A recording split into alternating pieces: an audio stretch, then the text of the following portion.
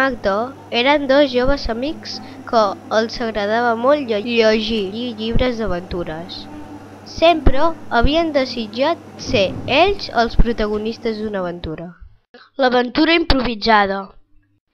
Eren joves i àgils, i en Neil, a més, era molt atrevit, i van decidir anar a escalar una muntanya. Van preparar les motxilles, les van carregar al cotxe i van agafar un camí de terra en direcció a la muntanya. A mig camí van trobar una bifurcació i en Neil preguntà a la Magda: «Què et sembla si agafem aquest camí?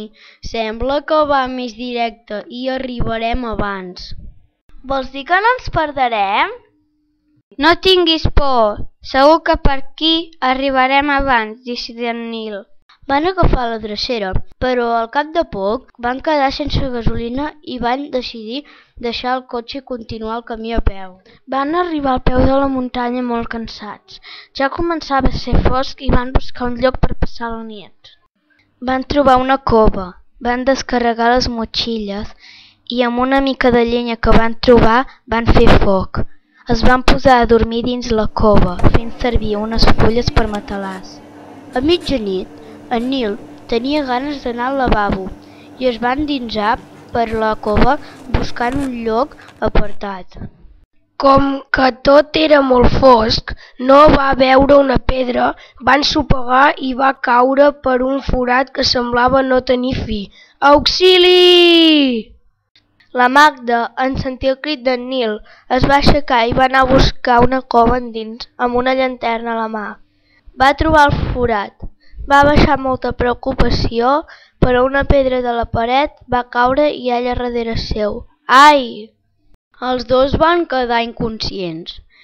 Era impossible que algú els trobés en aquell lloc. Al cap d'una estona es van despertar i van veure una llum que brillava molt lluny.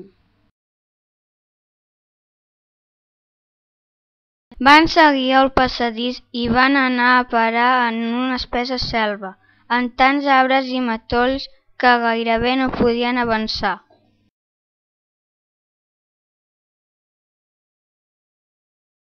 S'hi van endinsar i després de molt caminar van trobar una petita cala on hi havia uns científics que es dedicaven a l'estudi dels animals i plantes d'aquella zona.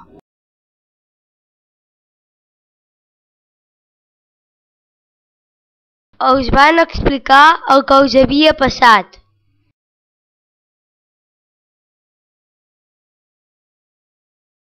Llavors, els científics els van ajudar a tornar a casa amb un helicòpter que tenien per desplaçar-se.